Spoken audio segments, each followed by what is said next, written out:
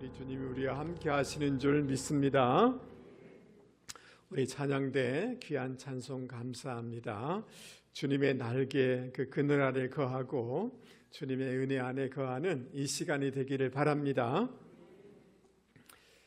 제가 잘 아는 유명한 교수님이 계신데요. 조금 개인적인 교제가 있는 분이십니다.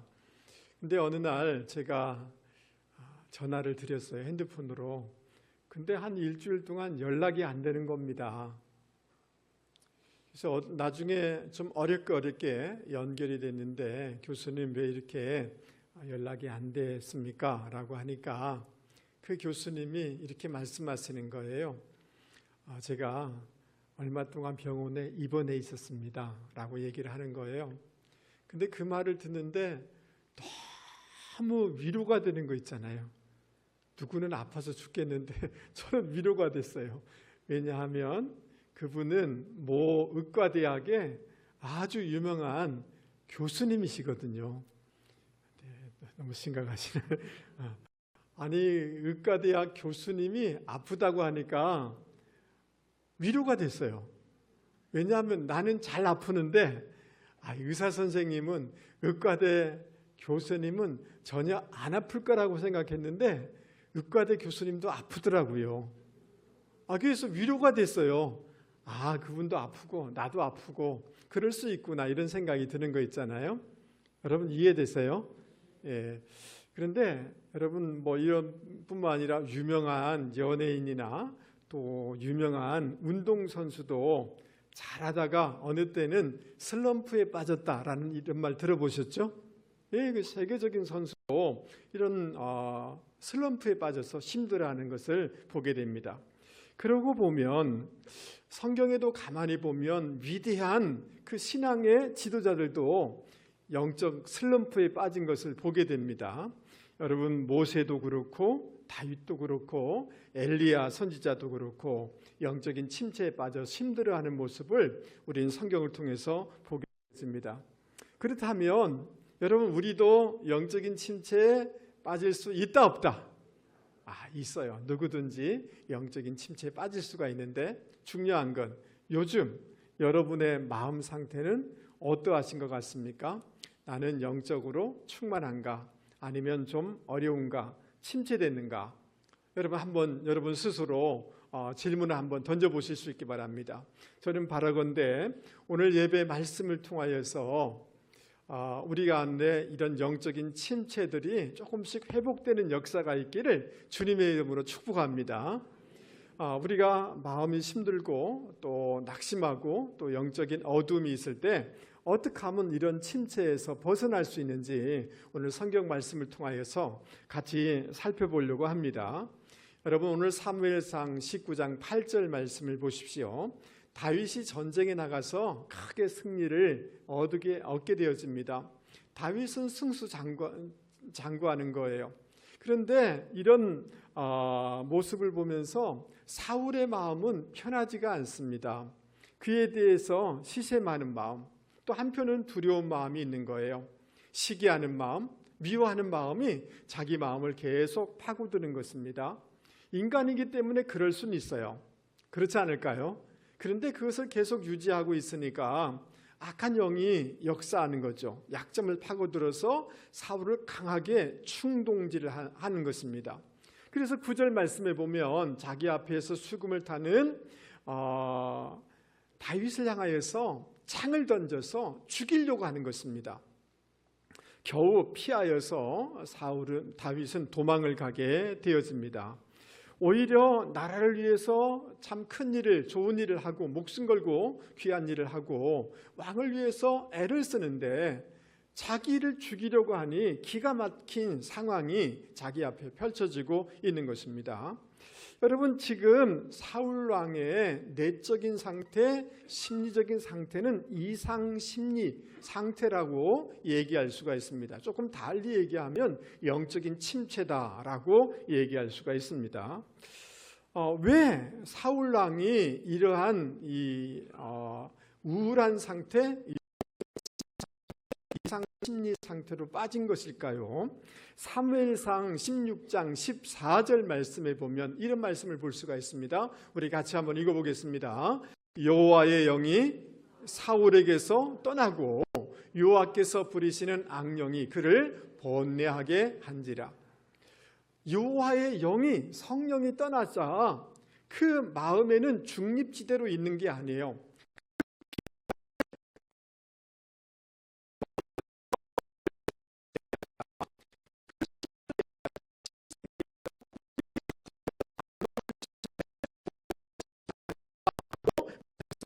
볼 수가 있습니다.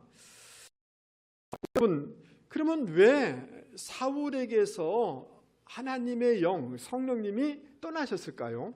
여러분, 초기에 사울왕은 굉장히 겸손한 사람이었습니다. 하나님이 굉장히 들어쓰기에 귀한 이런 사람이었습니다. 그러나 시간이 지나면서 초심이 흔들리기 시작하였습니다. 사무엘상 13장 말씀에 보면 블레셋과의 전쟁이 일어나게 되는데 굉장히 급박한 상황이죠. 이 전쟁으로 인하여 백성들이 막 흩어지는 걸 보자 마음이 조급한 겁니다. 그래가지고 제사장이 해야 될 그 일을 자기가 제사를 드려버리는 거예요. 선을 넘어버린 것입니다. 자기 월권을 하게 된 것입니다. 하나님이 기뻐하는 모습이 아니었습니다. 조금 더 뒤에 넘어가면 사무엘상 15장에 보면 아말렉과의 전쟁에서 여러분 이 사울이 이기게 되어져요. 하나님의 은혜입니다. 하나님 영광 받아주십시오. 이렇게 해야 되는데 자기를 위해서, 자기 영광을 위해서 기념비를 세우는 거예요. 하나님의 영광의 자리에 자기가 자꾸 앉아 있는 것입니다. 그리고 이 전쟁에서 승리하게 되어지자 하나님이 말씀을 주셨어요. 아말렉에 있는 것들을 다 멸해야 된다. 거기 오염되면 안 된다. 이렇게 했는데 물질의 욕심이 생기는 거죠. 그래서 이게 좋은 짐승들은 몰래 감추어 두는 것입니다. 그리고 이제 사람들의 인기, 사람들의 눈초리를 보는 그런 사람이 된 거예요. 하나님의 말씀에 불순종하게 되어지자 점차 성령님께서 떠나가기 시작한 것입니다. 여러분, 하나님의 말씀을 잘 듣고 먹을 때 우리는 잘 모르지만 그것이 영적인 양식이 돼서 우리에게 힘이 되어지고 말씀이 가득 차게 되어지면 성령이 우리를 온전히 다스리게 되면서 우리의 심리 상태를 통제하고 다스리게 되어집니다. 그래서 내면 상태가 굉장히 건강하게 유지가 되게 됩니다. 그러나 말씀이 사라지고 예배에 실패하게 되어지면 첫 번째 반응은 얼굴이 어두워져요. 얼굴이 굳어집니다. 그래서 자꾸 화가 치밀어 오릅니다. 그러니까 지금 사울왕이 바로 이러한 상태다라고 얘기할 수가 있는 것입니다. 자꾸 이 침체에 빠지고 그 자기의 감정이 통제가 안 되는 그런 상황 가운데 있는 것입니다. 하나님의 말씀에 불순종할 때도 마찬가지로 그 악한 영들이 그것을 막 충동질하고 이런 일들을 일어나게 하는 거죠. 그리고 우리 안에 상처가 있다든지 쓴뿌리가 있으면 오랫동안 그것을 담아두게 되어지면 우리의 내면과 심리에 굉장히 부정적인 영향을 끼치게 되는 것입니다. 또 때로는 너무 과중한 업무를 이렇게 업무로 스트레스를 받으면 이때도 굉장히 영적으로 또 심리적으로 위축되거나 눌리는 상태를 경험할 때가 많이 있습니다. 그리고 그 큰 일을 이루었을 때 마음속에 갑자기 공허감이 찾아오게 되어집니다. 사단이 이런 것을 많이 공격하는 것을 볼 수가 있습니다. 사무엘상 17장 말씀에 보면 여러분 우리가 잘 아는 것처럼 골리앗과의 전쟁에서 다윗이 골리앗을 물리치지 않습니까? 그래서 이게 돌아오게 되는데 여성들이 노래를 해요. 뭐라고 노래하냐면 사울이 죽인 자는 천천히요, 다윗이 죽인 자는 만만히로다. 그러니까 여성들이 말을 조심해야 돼요.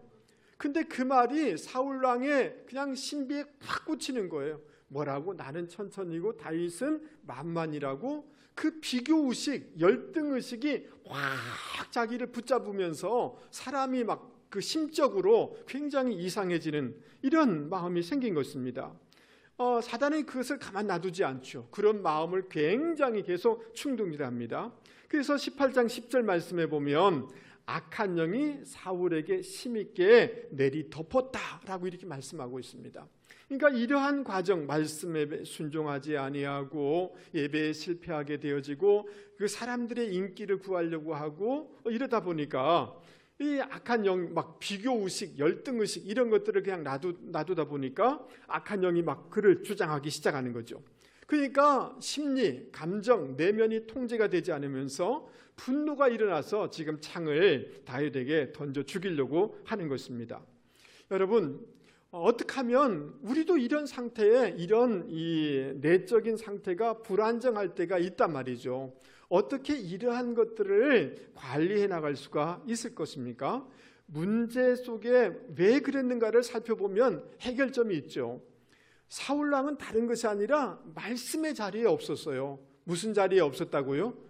말씀의 자리에 없었어요. 말씀이 들리지가 않는 거예요. 여러분, 말씀 앞에 꾸준하게 있다 보면 말씀에 대해서 수용적인 태도를 가지려고 애를 쓰다 보면 말씀이 우리 가운데 이슬처럼 내리기 시작하고 그래서 우리의 마음을 새롭게 해주고 영적으로 충만하게 되어지고 성령의 마지막 열매는 절제잖아요. 셀프 컨트롤이거든요. 그래서 말씀이 우리 가운데 계속해서 듣다 보면 우리 마음이 우리의 심리가 통제가 되게 되는 줄 여러분 믿을 수 있기를 바랍니다. 그리고 어떻게 이러한 그 심리적인 것들을 영적인 침체들을 극복해 나갈 수가 있는가? 말씀과 갈등이 되는 부분이 다가올 때 쉽지는 않지만 말씀 앞에 순종하려고 애를 쓰는 분들이 되실 수 있기를 바랍니다. 그러면 회복의 역사가 일어나요. 여러분, 중국 지하교회 지도자인 칭띠엔이라는 사람, 그 부모님들이 결혼을 시켜버린 거죠. 그래서 아내가 왔는데 보니까 어떤 아내냐 하면 여러분, 전족이라고 옛날 제가 어릴 적에 뭐 화교인지 모르지만 그런 사람을 본 적이 있거든요. 어릴 적부터 발을 딱 꽉 묶어가지고 발이 자라지 못하게 하는 거예요. 발이 요만큼해요. 자기 부인이 그런 의식, 구시대의 의식을 가진 사람인 거예요. 대화가 되지 않는 거예요. 도무지 살 수 없다라고 생각해서 너희 집에 가라, 이게 쫓아낸 거죠. 그런데 이 칭띠엔이라는 사람이 선교사 학교에 다니다가 예수님을 믿게 됐어요. 근데 성경을 읽는데 에베소에 보면 내 아내를 뭐라고 해요? 사랑하라 그랬잖아요. 아내를 뭐 하라고요? 사랑하라. 이제 자기 아내를 쫓아보냈는데 그 말씀이 계속 걸림이 되는 거예요. 갈등이 되는 거예요. 힘들었어요. 괴로워하다가 하나님, 말씀에 아내를 사랑하라고 했으니 제가 그렇게 해보겠습니다 라고 결단해요.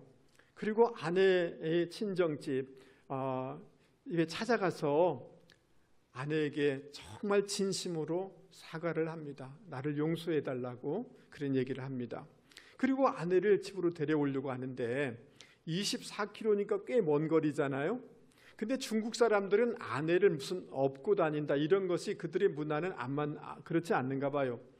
같이 걸어와야 되는데 전족을 하고 있으니까 뒤뚱거리고 걸을 수가 없잖아요. 그래서 자기 아내를 자신들의 문화와 전통을 뛰어넘어서 업고서 집에 돌아온 것입니다. 집에 돌아와서 현관에 아내를 내리자마자 성령께서 강력하게 기름 부어주시면서 충만하게 되는 거예요. 그 눌려있던 모든 것들로부터 자유하게 되어지고 하나님의 능력을 덧입게 되어지고 그래서 이 사람이 그 중국의 지하교회에 위대한 부흥을 일으키는 그 두 내외가 그런 지도자가 된 것입니다. 하나님의 말씀과 부딪히는 어떤 부분들이 있어요. 근데 그것을 계속해서 거절하고 이렇게 하면 영적인 어두움이, 영적인 침체가 우리 가운데 올 수밖에 없어요. 힘들지만 그럴 때 하나님 말씀 앞에 순종하려고 애를 쓰는 분들이 되기를 주님의 이름으로 권면을 드립니다. 그러면 살아납니다. 숨겨진 우리 안에 죄가 있으면 굉장히 어둡습니다. 자신감을 상실하게 되어집니다. 주님 앞에 우리 죄를 자백하면 주님은 우리를 깨끗게 하여 주실 줄 여러분 믿습니까? 예, 주님 앞에 고백하게 되어질 때 여러분 우리의 영에, 우리의 심리의 자유함을 경험할 수가 있는 것입니다. 여러분 우리가 자라오면서 우리 부모님에 대해서 굉장히 심한 컴플렉스를 가지고 있으면 그 심적으로 굉장히 불안한 상태가 될 수가 있습니다. 마찬가지로 사울은 지금 영적인 아버지인 이 사무엘 선지자의 관계가 굉장히 악화되었습니다. 말씀이 들려지지가 않는 것입니다. 그러니까 그의 심리 상태가 굉장히 불안한 거죠. 그래서 이것을 좀 심리학적으로 보면 조울증에 가까운 이런 증상을 보이는 것을 볼 수가 있습니다. 어떤 때는 평상심이 있어요. 좀 기쁘기도 해요. 그러나 어떤 때는 막 우울하고 침울하고 그런 거예요. 그게 조증과 우울증이 왔다 갔다 하는 조울증으로 심리 상태가 그렇게 된 것을 볼 수가 있습니다. 그러니까 지금 상태는 굉장히 어둡고 힘들고 그러니까 지금 창을 가지고 다윗을 죽이려고 이렇게 던지고 있는 것입니다. 여러분, 우리 가운데 우리가 지금 어떻게 할 수 없는 과거의 일들이 있을 수 있어요. 심지어 우리의 부모님이 돌아가신 분이 우리에게 어렵게 한 그런 부분도 있을 거예요. 우리가 학창 시절에 상처받은 것들이 있을 수도 있을 겁니다. 그러나 따라서 해보겠습니다. 나를 위하여, 누구를 위하여? 나를 위하여 주님의 이름으로 그 사건과 그 사람을 용서하실 수 있는 분들이 되기를 바랍니다. 아멘. 예, 그럴 때 여러분 내 영이, 내 심리가 굉장히 회복되는 것을 경험하게 될 줄 여러분 믿을 수 있기를 바랍니다. 제가 잘 아는 목사님이 영적인 침체에 빠져서 굉장히 힘들어 하셨어요. 그래서 어느 날 저에게 전화가 왔어요. 고 목사님, 제가 제주도인 걸 아니까 그 제주도에 그 좀 묵을 수 있는 집을 좀 소개해 달라고 이렇게 전화가 온 겁니다. 이분이 왜 힘들어졌느냐 하면 교회를 개척해서 정말 잘 부흥시켰는데 어느 날 그 안에 한 아주 전문가 집단이에요. 같은 전문가 집단 30여 명이 자기들끼리 뭘 맞춰가지고 교회를 나가버렸어요. 여러분 생각해 보세요. 개척교회 30여 명이, 그것도 막 그냥 고급 인력들이 그냥 같이 입 맞춰가지고 나갔어요. 그러니까 그 충격을 말로 표현할 수가 없는 거예요. 잠을 잘 수가 없는 거예요. 깝깝한 거예요. 그래서 이분이 제주도에 가면 올레길이 있잖아요. 그래서 겨울이었어요. 가서 아침에 일어나면 눈이 많이 오거든요. 비바람이 치거든요. 그래서 아침밥 간단히 먹고 계속 걷는 것입니다. 걸으면서 주님만 생각하는 거예요. 주님의 은혜만 생각하는 거예요. 다음날 일어나도 계속 걸으면서 주님, 제 마음이 힘듭니다. 주님을 생각하고 계속 기도하면서 저 올레길을 걸었는데요. 다음날도 계속해서 반복적으로 이렇게 했는데요. 여러분 한 달이 지날 좀 됐을 때 자기 가슴에 꽉 막혀있던 돌과 같은 것이 뚝 떨어지더랍니다. 할렐루야. 그때 이런 생각이 들더래요. 됐다. 이제 됐다. 그래서 이분이 돌아와서 지금 목회를 참 잘하고 계세요. 여러분 우리가 정말 어떤 이런 영적인 침체와 어려움이 있을 때 그 문제를 막 고민하고 그 사람을 막 떠올리기보다 여러분 주님을 집중하여 바라보고 주님과 교제하려고 애를 쓸 때 여러분 우리 가슴 속에 있는 문제가 뚝 떨어지면서 이런 회복의 역사가 있게 되는 줄 여러분 믿을 수 있기를 바랍니다. 할렐루야. 사무엘상 16장 23절 말씀에 보면 다윗이 그 사울에게 앞에 와서 수금을 타요. 음악을 들려주는데 뭐라고 쓰여져 있느냐면 이 앞에 보세요. 그 음악을 듣고 사울이 그다음 뭐예요? 상쾌하여, 그다음 뭐예요? 낫고 악령이 그에게서 떠나더라. 할렐루야. 우리가 그 하나님을 찬양하고 예배 가운데 하나님의 그 찬양을 하고 하나님의 임재 가운데 있게 되어질 때 여러분 이런 어둠의 영들이 떠나가는 역사, 그래서 우리의 영이 회복되는 역사가 있게 되는 줄 여러분 믿을 수 있기를 바랍니다. 할렐루야. 그리고 여러분 늘 이런 이 사울왕은 열등감에 빠졌잖아요. 사실은 천천이란 말과 만만이란 말은 그 히브리 관용어인데 많다는, 둘 다 많다는 뜻이거든요. 그런데 여러분 우리는 늘 비교 의식이 있고 열등 의식에 시달리고 막 이러지 않습니까? 근데 하나님이 나를 지으셔서 심히 기뻐하신 줄 여러분 믿습니까? 하나님이 이 땅에 나를 보내실 때 목적을 두고 보내신 줄 여러분 믿습니까? 하나님이 나를 너무 사랑하셔서 하나님이 하나밖에 없는 독생자를 희생시키셔서 나를 구원하시고 나를 사셨단 말이죠. 나는 예수님 자리에 그런 소중한 존재인 줄 여러분 믿습니까? 그래서 어떤 사람과 비교하고 어떤 집안과 비교하고 이런 의식이 막 다가올 때마다 이런 복음으로 자기를 의식화하게 될 때 여러분 그 열등감에서부터 자유하게 되어지고 심리적인 그 안정감을 누릴 수 있게 되는 줄 여러분 믿을 수 있기 바랍니다. 사랑하는 성도 여러분, 이 사울 왕은 굉장히 영적인 침체 가운데 있었는데요. 그 문제 속에 해답이 있었어요. 여러분 오늘 저와 여러분 마음 가운데 그 내면의 심리에 불안정한 요소들이 너무 많아요. 우리 가운데 이것을 어떻게 안정화시킬 수가 있는가, 영적인 슬럼프와 영적인 침체에서 회복될 수가 있는가, 하나님의 말씀을 계속해서 듣는 분들이 되기를 바랍니다. 들어나갈 때 때로는 우리에게 부딪히는 부분이 있으면 말씀 앞에 순종하실 수 있기를 바랍니다. 아멘. 그리고 여러분 아멘을 크게 하세요. 믿습니까?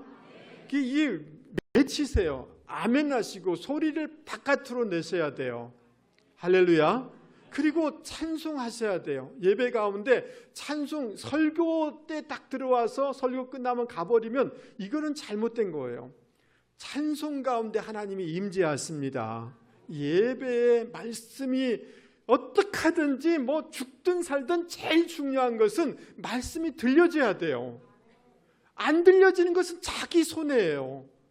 마귀가 방해하는 거예요. 말씀이 들려지고 힘있게 찬송하고 그 복음으로 자기를 의식화함으로 말미암아 여러분 이 이상 심리의 이 흐름들을 잘 경영하고 관리하셔서 내면의 기쁨과 이런 화평과 하나님 나라가 회복되는 역사가 있기를 주님의 이름으로 축복합니다. 할렐루야. 여러분 사울왕이 다윗을 죽이려고 하자 도망쳤죠. 근데 다윗이 도망친 것은 다른 곳이 아니에요. 자기 집이었어요. 그러니까 사울왕이 새벽에 가서 다윗을 죽여라, 자객을 보내게 되어져요. 왜 새벽에 보내려고 하느냐 하면 새벽에는 경계가 많이 약화되잖아요. 그러니까 새벽에 가서 죽이라라고 하는 거예요. 근데 그 아내 미갈은 벌써 눈치가 탁 채 있는 거죠. 자기 아버지 성향을 아는 거죠. 그래서 자기 남편에게 오늘 밤에 피해야 된다고, 아버지 당신 죽일 거라고 지금 얘기를 해주게 되어집니다. 12절 이하를 보십시오. 미갈이 창문을 통해서 다윗을 도망가게 합니다. 그리고 난 후에 미갈은 다윗이 잠자는 침대 위에다가 우상을 가져다가 이불 안에 넣고 머리를 만들고 옷을 입혀가지고 마치 다윗이 지금 잠자는 것처럼 이렇게 하는 거죠. 그래서 군사들이 왔을 때 남편이 아파서 이렇게 누워 있다고. 그래서 군사들이 보고하니까 이제 속은 거죠. 사울이 오게 되는 것입니다. 그러니까 미갈은 자기 남편이 도망칠 수 있는 시간을 벌어준 거죠. 지금 이런 일이 있는 것입니다. 이런 점에서 보면 이 미갈이란 사람이 굉장히 남편을 사랑하고 지혜로운 사람이다라고 우리는 얘기할 수가 있습니다. 그러나 이렇게만 단순하게 볼 것은 아닙니다. 조금 더 주의 깊게 살펴볼 것이 있습니다. 여러분 사무엘상 18장 20절에 보면 그 미갈이 다윗을 사랑했다라고 2번이나 나와요.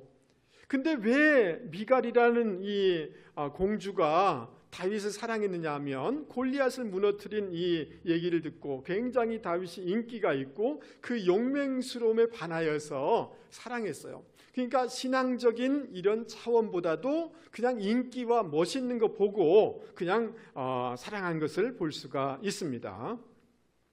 자기 남편의 죽임당하는 것을 볼 수는 없었죠. 그래서 남편을 도우면서도 또 한 가지 뭐를 놓치지 못하고 있느냐 하면 그 아버지의 사랑과 아버지의 부귀영화, 공주의 부귀영화도 놓치지 못하는 거예요. 그래서 다윗에 대해서 악평을 하면서 거짓말을 하는 것을 볼 수가 있습니다. 자, 그리고 앞에서도 제가 설명드렸던 것처럼 다윗이 마치 침대에 누워있는 것처럼 만들기 위해서 오늘 성경에 보면 13절 말씀 보세요. 우상을 가져왔다라고 이렇게 되어 있잖아요. 맞습니까? 예, 맞습니까? 예. 그런데 그 원어를 찾아보면 드라빔이라고 이렇게 되어 있습니다. 그러니까 드라빔이라는 것은 저 사진에 남아 있는 것처럼 그냥 손에 쥐는 것도 있고요. 또 사람 크기만큼한 그런 드라빔도 있는 거예요. 그것을 가지고 침대에 이렇게 얹혀놓은 거죠. 왜 드라빔을 이렇게 사람들이 가지고 다녔느냐 하면 그 고대 근동에서 점칠 때 쓰는 이런 우상인 거예요. 뭐 할 때 쓴다고요? 점칠 때 쓰는 거예요. 두 번째, 이 드라빔이 있으면 자기 집안을 지켜줄 것이라고 하는 가정 수호신으로 이 우상을 섬기고 있는 거예요. 그리고 이 드라빔을 가지면 그 당시의 문서들을 참조해 보면 여러 가지 재산의 많은 권리를 가지게 되어져요. 그러니까 시집 오는데 여러분, 하나님을 위하여 하나님의 영광을 위해서 살아가는 다윗에게 시집 오면서 그 우상의 그리고 세속적인 세상의 가치관도 같이 들고 온 거예요. 그것을 버리고 왔어야 되는 거죠. 맞습니까? 그러니까 아버지 사랑도 남편 사랑도 다 가지려고 하고 하나님의 나라도 세상의 어떤 권력도 놓지 않고 두 가지를 다 가지려고 하는 미갈의 신앙을 우리는 보게 되어지는 것입니다. 그러니까 이것을 다른 말로 얘기하면 분명한 결단과 선택이 부족한 신앙이었다, 영성이었다라고 우리는 결론을 지을 수가 있는 것입니다. 할렐루야. 그러니까 회색지대에 있는 거예요. 하나님 편에 있든지 세상 편에 있든지 적당한 그 중간 사이에 있는 것입니다. 그리고 이것은 굉장히 혼적이고 육적인 신앙이고 혼적인 영성이다라고 얘기할 수가 있는 것입니다. 여러분, 하나님이 아브라함을 몇 세 때 불렀을까요? 몇 세 때 불렀어요? 75세 때 불렀잖아요. 맞죠? 본토 친척 아비집을 떠나라. 여러분, 그 나이에 그 떠나는 게 쉬워요, 어려워요? 당연히 어렵죠. 그럼에도 불구하고 아브라함은 결단하고 선택하여서 떠났습니다. 그럴 때 복의 통로가 될 수가 있었던 것입니다. 할렐루야. 여러분, 히브리서 11장 24절 이하에 이렇게 되어 있습니다. 믿음으로 모세는 다 자란 후에 바로의 딸의 아들이라 불리는 것을 뭐 했어요? 공주의 아들이라고 하는 것을 거부했어요. 잠시 죄의 쾌락을 즐기는 것보다 오히려 하나님의 백성과 고난받기를 더 좋아했어요. 할렐루야. 그러니까 모세가 위대한 지도자가 될 수 있었던 것은 결단했다는 거예요. 아멘. 그럴 때 위대한 인생이 될 수가 있어요. 죄된 것을, 세상의 것을 거절한 것입니다. 여러분, 신앙의 어느 지점에서는 분명한 결단의 선택의 영성이 있어야 되는 줄 여러분 믿을 수 있기를 바랍니다. 아멘. 다윗이 그 빼앗겼던 하나님의 궤가 예루살렘으로 돌아오니까 너무 기쁜 거예요. 하나님의 궤는 하나님을 상징하는 거잖아요. 막 춤추면서 찬양하고 환영을 하는 거예요. 그러다 보니까 허리춤에 이게 뭐가 끊어졌는지 바지가 흘러내리는 것도 모르고 막 춤을 추는 거예요. 그러니까 미갈이라는 아내가 채신머리 없이, 채통머리 없이 한다고 업신여기는 거예요. 그리고 이 다윗에게 경박하다고 이렇게 책망을 합니다. 하나님을 예배하는 것, 하나님의 그 임재에 대한 감격이 없는 그런 신앙인 것을 우리는 볼 수가 있습니다. 자, 그런데 그 결과가 뭡니까? 사무엘하 6장에 보면 자식을 낳지 못하고 외롭게 지내다가 쓸쓸하게 인생을 마치는, 그러니까 잠시의 영적인 침체가 아니라 영원한 영적인 침체에 빠져버린 사람이 누구냐 하면 미갈이라는 여성이라는 거예요. 여러분, 그러니까 왜 이렇게 됐을까? 미갈이 저는 이해가 돼요. 왜 이해가 됐냐 하면, 여러분, 다윗이 다른 아내 몇 사람 데리고 오고요, 지금 막 무슨 전쟁한다고 그러고요, 정치 나라를 세운다고 하는데 그 미갈이 다른 사람에게 사울이 시집을 다시 보내거든요. 근데 데려왔지만 부부지간에 깊은 교제가 없는 거예요. 그러니까 자기 문제에 막 골머리를 쌓고 고심고심하는 거예요. 그러니까 이 문제에 빠져 있는 거예요. 오히려 그러기 때문에 하나님께 더 나아가 부르짖어 기도해야 되는 줄 믿습니다. 한나는 그런 상황이지만 부르짖어 기도한 거잖아요. 여러분, 히스기야가 질병에 걸리고 나라가 망할 위기에 있을 때 면벽 기도를 하였고 성전에 나아가서 간절히 기도했잖아요. 그러니까 이 미갈이란 사람은 뭐가 없었느냐 하면 간절함이 없었던 거예요. 간절한 기도가 없었던 거예요. 그러니까 늘 문제에 빠져 있는 거죠. 우리 옆에 사람 눈을 한번 보세요. 집사님 보니까, 집사님이 눈을 보니까 한번 얘기해 보세요. 간절함이 있는 것 같습니다. 할렐루야. 여러분, 내가 어떻게 살아날 수가 있느냐 하면 간절함이 있어야 돼요. 뭐가 있어야 된다고요? 은혜에 대한 간절함, 하나님에 대한 간절함, 하나님이 도와주시지 않으면 나는 살아갈 수가 없습니다라고 하는 간절함의 영성이 있을 때 내 영혼이 살아나게 되는 거예요. 여러분, 로마에 가면 그 기독교 병사 40명이 우상 제사를 거부하다가 순교한 것을 기념하는 40인 순교자 예배당, 조그만 예배당이 있습니다. 여러분, 주 320년에 그 로마 황제 리키니우스라는 사람이 막 돌변해요. 그래가지고 카파도기아 지역의 모든 그리스도인들에게 배교하라고 명령을 내리게 됩니다. 그러니까 그 지역에 있는 한 총독이 너희들 다 배교해 라고 이렇게 얘기를 하는 거죠. 명령하는데. 근데 40명의 그 그리스도인 군인들이 나는 그리스도입니다, 그리스도를 배신할 수 없습니다라고 고백하니까 그 추운 혹한의 거울에 호수에다가 그 얼음 구덩이를 40개를 파라고 해요. 그러면서 자, 너희들 이곳에 들어가서 여기 있을 거냐. 그리고 호수 밖에는 불을 피워 놓습니다. 따뜻하게 해놓습니다. 그리고 옆에 제단, 우상 이방 제단이 있습니다. 그리고 다른 한쪽에는 따뜻한 목욕탕을 만들어 놓는 거예요.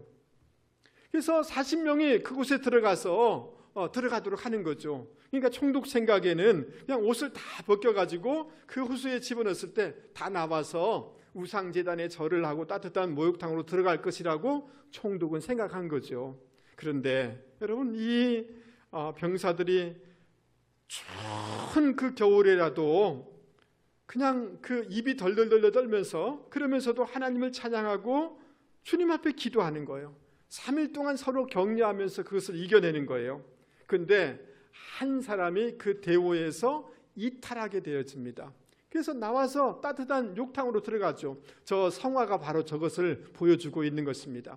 근데 너무 추운 그 얼음 강 속에 3일 동안 있다가 갑자기 뜨거운 것에 들어가니까 이 쇼크가 와가지고 저 사람 죽게 되어집니다. 자, 시간이 지나니까 여러분, 사람들이 굉장히 거기서 이 동상으로 여러 가지로 죽게 되어지죠. 이 사람이 배신하여서 한 사람 나가는 순간 그 저들을 지키던 한 그 병사가 이상한 빛이 저들 가운데 임하고 이들의 신앙의 모습이 너무 도전이 돼가지고 그들을 지키던 한 병사가 그 물속에 들어갑니다. 나는 그리스도인 되겠습니다 라고 하면서 40명을 채우게 되어집니다.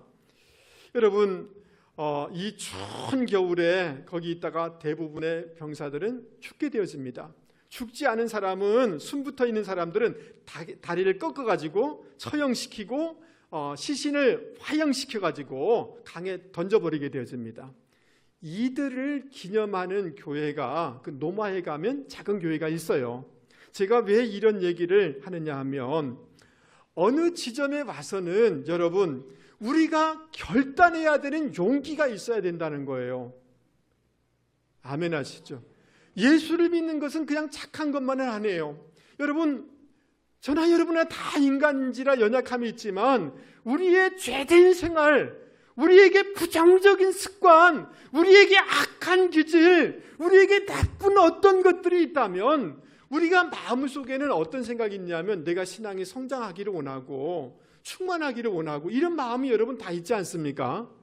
맞아요? 여러분 얼마 동안 교회를 나오셨습니까? 꽤 나오지 않으셨습니까? 그런데 우리의 신앙의 그 범주는 그 테두리를 벗어나지 못하는 이유는 뭐냐 하면 어느 지점에 가서는 우리가 결단하고 본토 친척 아비집을 떠나는 결단의 그 믿음의 용기가 우리 가운데 있을 때 성장과 부흥과 회복의 역사가 있게 된다는 것입니다. 할렐루야. 저는 바라건대 여러분 마음 가운데 이 역사가 있기를 주님의 이름으로 축복합니다. 아멘. 예, 몰래 술 먹고 몰래 담배 피우고 몰래 나쁜 짓 하고 여러분 또 우리 안에 가정 내력들이 있어서 기질들이 보통이 아니세요. 우리 옆에 사람한테 얘기해 보겠습니다. 집사님은 착하다고 생각할지 모르지만 보통이 넘습니다. 근데 말을 안 하는 거 보니까 아니라고 생각하는 거예요. 아유, 보통이 아니세요. 이거 목사도 이게 못할 직업이더라고요. 이게 보통이 아니세요. 근데 어느 지점에 가서는 성령의 감동 가운데 이야, 내가 이렇게 못돼 먹었구나. 죄인중에 개수지. 내가 예수 믿은 지 교회 나온 지 지금 몇 년이 됐어. 내가 이거 끊어야지 라고 하는 결단이 우리 가운데 있을 때 자유와 부흥의 역사가 있게 되는 줄 여러분 믿을 수 있기 바랍니다. 그리고 좀 간절하게 기도하세요. 할렐루야. 예, 어렵다고 해서 미갈은 그냥 맨날 안주하는 거죠. 세상도 적당히 하나님도 적당히 그런 거예요. 신앙도 지금 또 겉으로는 굉장히 교양이 있는 것처럼 보이지만 세상도 적당히 하나님도 적당히 그 자리인 거예요. 여러분의 자녀가 왜 성장하지 않는 줄 아십니까? 그 자리에 있기 때문에 그래요. 적당해요. 적당할 수는 있죠. 그러나 어느 지점이 와서는 결단하고 하나님을 선택하셔야만 되는 것입니다. 아멘. 간절히 하나님 도와주세요라고 기도하셔야만 되는 것입니다. 그럴 때 회복의 역사가 있고 내 인생이 풀어지는 역사가 있고 여러분 영적인 침체에서 그러니까 꽉 잡혀있는 것에서부터 비상하는 역사가 일어나게 되는 줄 믿을 수 있기를 바랍니다. 할렐루야. 여러분 11절 이하에 보면 희한한 것을 보게 돼요. 따라서 한번 해보겠습니다. 여인에 의해 구원받는 영웅. 여러분 야곱도 드라빔을 가졌던 라헬에 의해서 도움을 받지 않습니까? 맞아요? 예, 부인의 도움을 받아요. 여러분 출애굽기 2장에 보면 모세가 누구의 도움을 받느냐 하면 그 애굽의 공주의 도움을 받아서 왕궁으로 들어가잖아요. 맞아요? 예, 원수의 도움을 받아서 구원을 받게 되어져요. 그런데 지금 다윗은 누구에 의해서 도움을 받게 되는 거죠? 원수인 사울의 딸을 통해서 구원을 받는 거죠. 여러분 이것이 하나님의 놀라운 비밀인 줄 믿을 수 있기 바랍니다. 세상이 어떤 것들이 막 힘들게 할지 모르지만 심지어 원수의 자녀를 통해서라도 하나님은 우리를 구원하신다. 하나님의 선하신 역사를 믿을 수 있기 바랍니다. 맞아, 하나님 이런 분이셔 라고 할 때 우리가 소망이 생겨나는 줄 여러분 믿을 수 있기를 바랍니다. 여러분 다윗은 사무엘의 고향인 선지자들의 공동체가 있는 라마 나요스로 도망을 칩니다. 여러분 그림을 한번 보시도록 하겠습니다. 예루살렘 위에 뭐가 있어요? 기브아가 있어요. 기브아 위에 뭐가 있어요? 라마 나요스이 있어요. 근데 기브아 그 사울의 왕궁과 2-3km밖에 떨어지지 않은 곳이에요. 그러니까 이 도피가 별로 지혜로운 건 아니에요. 그러나 영적으로는 그렇지 않습니다. 왜 그러냐 하면 여러분 이곳에는 선지자 무리가 있어요. 사무엘 선지자가 있었어요. 그러니까 그곳은 어떤 곳이냐 하면 말씀이 있는 공동체였어요. 뭐가 있다고요?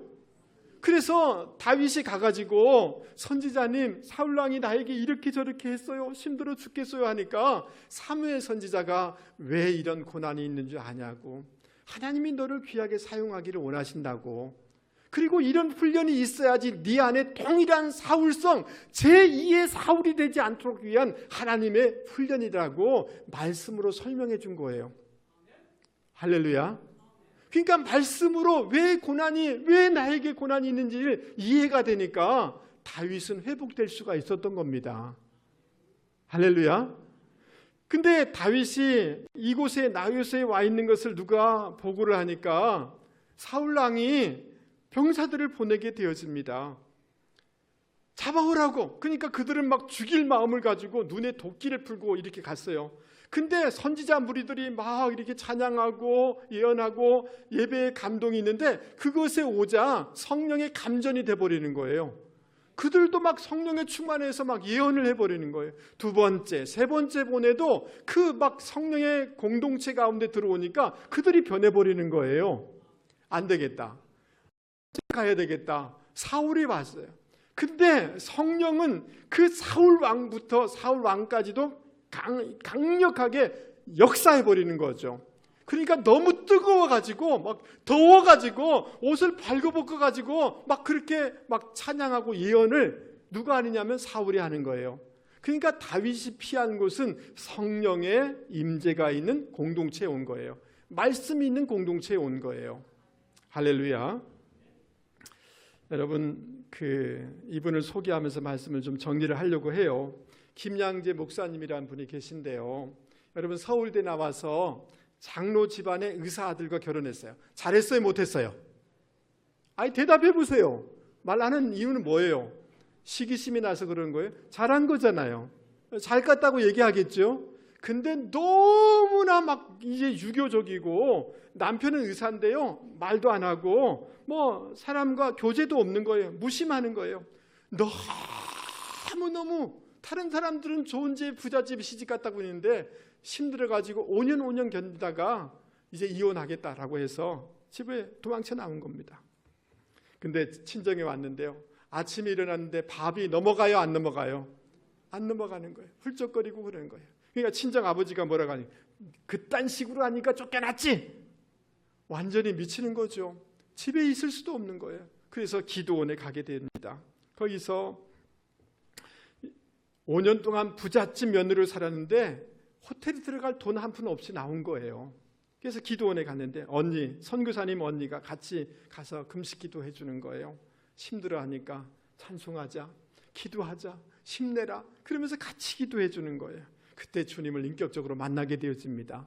그리고 어디를 가느냐 하면 온누리교회, 교회 공동체, 큐티 공동체, 말씀이 있는 곳에 가게 되어집니다. 그 말씀을 들으면서 모든 것들이 위로가 되고 설명이 되고 힘을 얻게 되어져요. 이 김양재라는 이 며느리가 다시 시집에 갔다 안 갔다?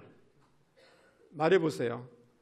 갔어요. 가서 남편을 다시 섬기는데요, 남편이 나중에는 암에 걸립니다. 그래도 주님이 주신 고난 십자가라고 생각해서 지극정성으로 섬깁니다.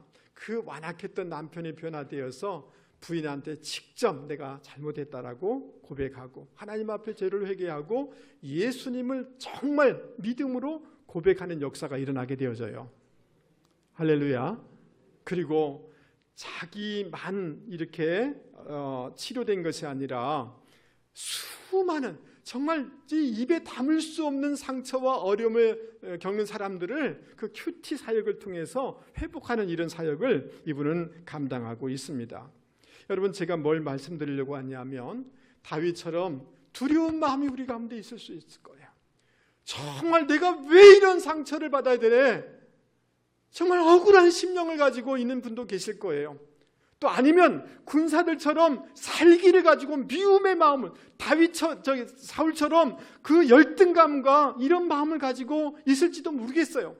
그러나 교회 공동체, 말씀이 있는 교회 공동체, 성령이 늘 함께하는 교회 공동체에 꾸준하게 머물다 보면 그것이 녹아지게 되어지고 어느 순간이 되어지면 놀랍게 회복되는 역사가 있게 되는 줄 여러분 믿을 수 있기 바랍니다. 옆에 사람한테 얘기해서 교회를 떠나지 마세요. 그거는 자기 생명줄을 끊는 것과 같은 거예요.